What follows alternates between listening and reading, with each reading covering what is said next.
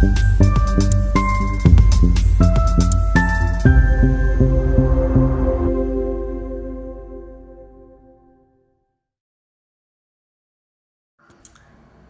semua, Shalom, selamat datang di YouTube channel saya, Tanya Aja Pasti Ku Jawab.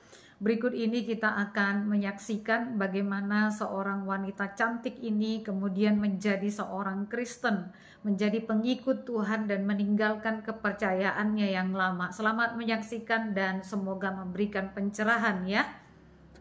Halo, selamat malam semuanya. Saya mau menyaksikan bagaimana sih saya bisa membaca Taurat dan Injil di dalam Alkitab. Jadi singkat cerita, tahun 2019 bulan 10, pada saat itu saya sedang dalam keterpurukan sekali. Saya datang kepada Allah saya ibadah, habis ibadah saya ngaji. Nah, waktu saya ibadah itu, saya berdoa, ya Allah, ya Tuhanku, tunjukkanlah aku jalan yang benar dan lurus. Nah, saat saya habis sholat, saya membaca Al-Quran, saya ngaji, dan saya membuka di dalam Al-Maidah ayat 46, surah 5 ayat 46. Jadi saya kaget sekali dengan membaca ayat ini, karena sebelumnya saya berpikir, saya sudah sering membaca ayat ini, tapi kok selama ini saya tidak bisa fokus gitu dengan ayat ini.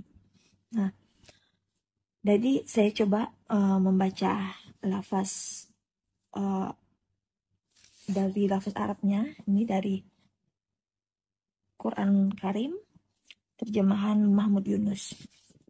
Saya coba baca ya, karena ini kecil. A'udzubillahiminasyaitonirrajim. Bismillahirrahmanirrahim. Wa kafaina ala asarihim bi Isa bani Maryama musaddiqul lima baina yadayhi minat taurati wa ataina qul injila fihi wa hudaw wa nurun wa musaddiqul lima baina yadayhi minat taurati wa hudaw wa mau'izatal lil muttaqin.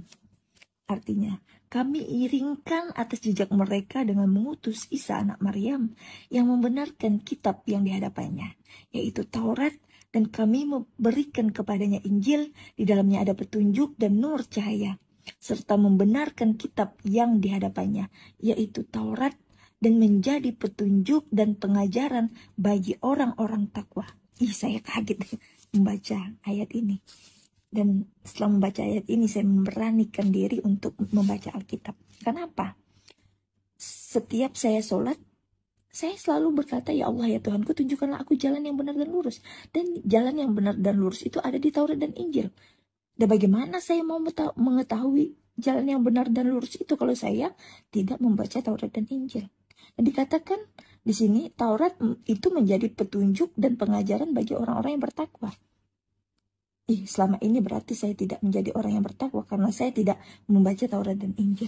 Dan itulah akhirnya saya memutuskan untuk membaca Taurat dan Injil yang terdapat di dalam Alkitab.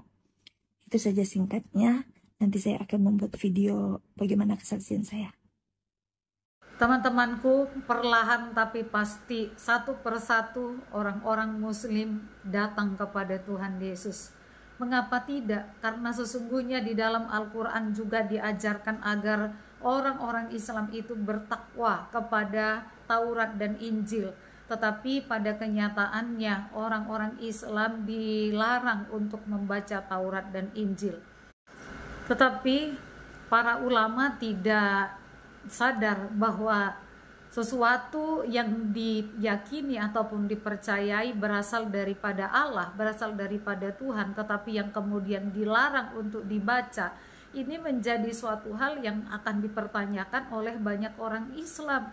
Bukannya seharusnya sesuatu yang datangnya dari Allah harus dibaca, harus dipelajari dan harus juga diimani, tetapi justru dilarang. Nah, hal-hal ini justru akan membuat orang-orang Islam kemudian membaca Taurat, membaca Injil, dan kemudian kebenaran-kebenaran itu memimpin mereka untuk datang kepada Tuhan Yesus yang adalah jalan keselamatan. Puji Tuhan.